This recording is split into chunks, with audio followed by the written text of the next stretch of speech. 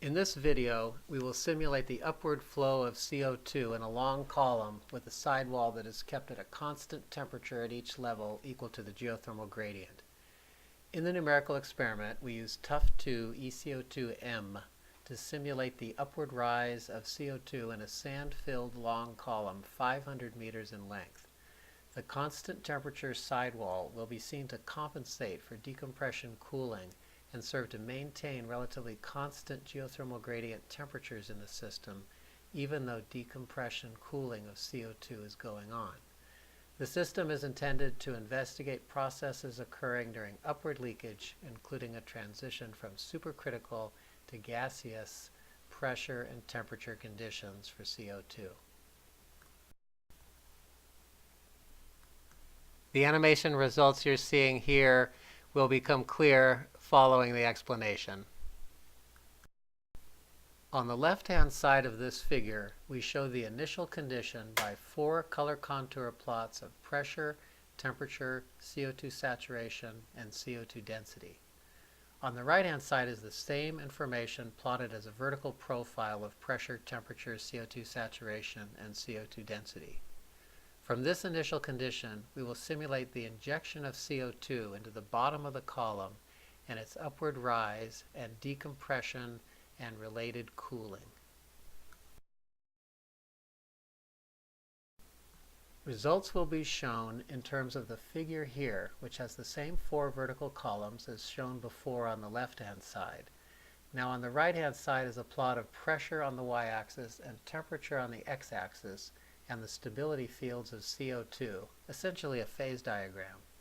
The liquid-gas phase boundary, angling upward to the right to the critical point, is shown for reference. The string of symbols represents the pressure and temperature in the column. The lower left-hand end of the string of symbols represents the top of the column, low pressure and temperature, while the upper end of the string of symbols represents the bottom of the column, high pressure and temperature. There's a lot of information in the symbols. The outlined color represents the CO2 liquid, or supercritical saturation. The fill color represents the CO2 gas saturation, and the line connecting the symbols represents the aqueous phase saturation. We will simulate 40 days of upward flow. Watch carefully as decompression cooling related to CO2 transitioning from supercritical to gaseous conditions occurs, for example near the center of the column, while the outer sidewall continues to provide heat to compensate for this cooling. The result is that the temperature stays relatively constant and the CO2 only transitions from supercritical to gaseous conditions without forming liquid CO2, as would happen with an insulated outer sidewall. The action starts at the bottom of the column, the top of the string of symbols, as CO2 enters the column and rises upwards and cools.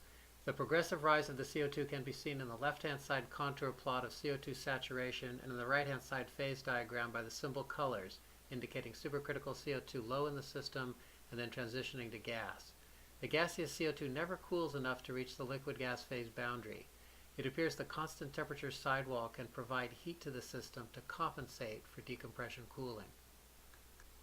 The significance of this simulation is that for upward flow in narrow channels like wells or fault zones, heat flow from surrounding rock may be able to prevent the formation of liquid CO2.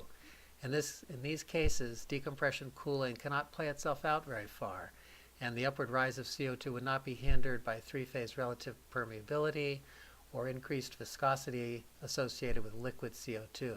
This is in contrast to the case of the insulated outer sidewall, in which decompression cooling is strong enough to cause liquid CO2 to form. For more details and simulation results, please see our paper cited here, and please remember to look at the supplementary material where you'll find links to YouTube videos of the animations.